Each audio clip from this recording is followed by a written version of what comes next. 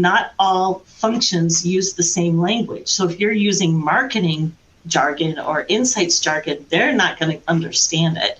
So you have to really boil it down. I sometimes say we need the coloring book version of things, not the master's degree version of things. So how do we get to that?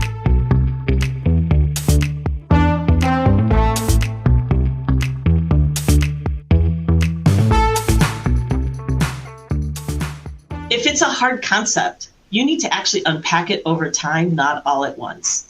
Make sure you bring them along. Management consulting companies are brilliant at that. I was taught very early on, tell them what time it is, don't tell them how the watch is made. Actually, management consultants flip that. They start telling a little bit how the watch is made, and a little bit more, and a little bit more, to build confidence that this is a really rigorous effort. And when you unpack the findings, they don't question the data or how it was created. They're really interested in the learning. So unpacking over time, not all at once.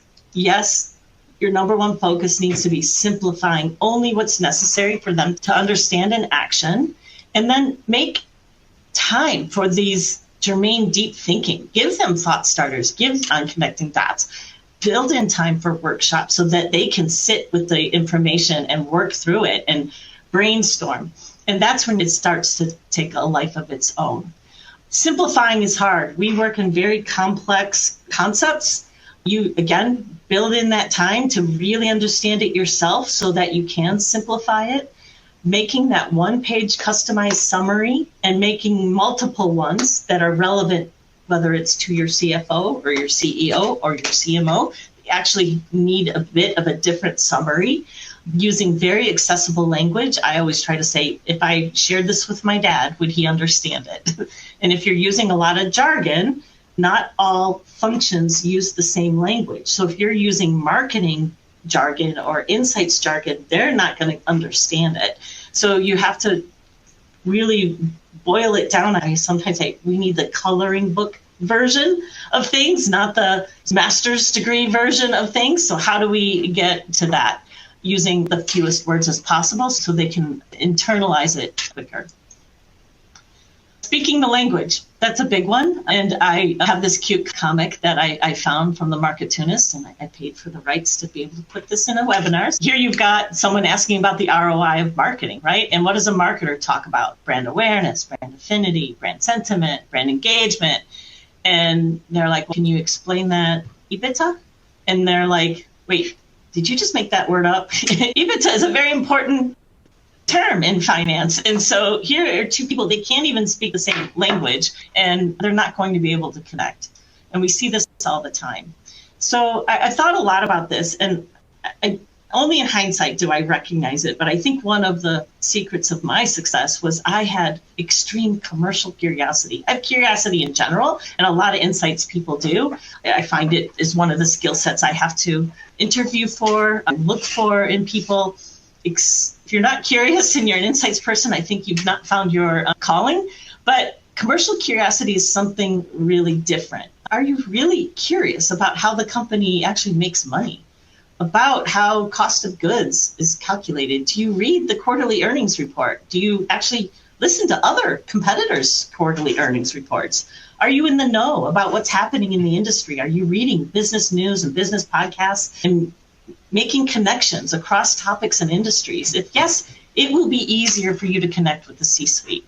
I'm always talking to my boss about, he'll say, man, I don't know what's going on with PepsiCo. Their stock price just jumped $5. And I said, well, did you listen to their earnings report? Like, of course. So here's what happened. And so I was able to help him, equip him at the time. But that's just one of multiple conversations because I'm well read about business. I'm able to engage at a different level, I think, than a lot of insights leaders or even other functional leaders. Where can you learn CFO Speak? I have a few. I know there may be more in other countries. This is maybe a bit US-centric, but actually, I know the Corporate Finance Institute is a global provider of online financial education.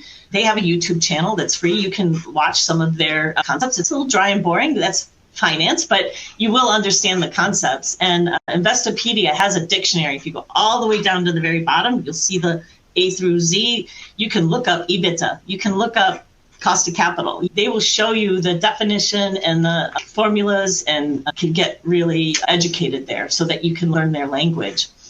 But I think that the key is not just learning their language, but can you connect your metrics to somehow relate to the balance sheet? And I'm part of a group called MASB, Marketing Accountability Standards Board, and that's our whole mission. Can the work we do in marketing, can it connect to the balance sheet? Can it connect to our corporate financial algorithms? And if you can't even conceptually talk about your metric in terms of how it will eventually connect to market share or cash flow, then you're doing potentially vanity work for marketing. You're not doing work that's going to impact the business. So at least conceptually connect what you do and the outputs of your work to help the balance sheet. And if you can actually prove it with some analytics or some causal analytics, even better. That's what's critical. And I earn a lot of respect with my finance partners because I talk about actual causal metrics versus nice to know, feel good marketing metrics, which are sometimes useful, but sometimes have to be put in your place. You shouldn't be talking about engagement if it doesn't also show how it's going to lead to better conversion and better sales or market share.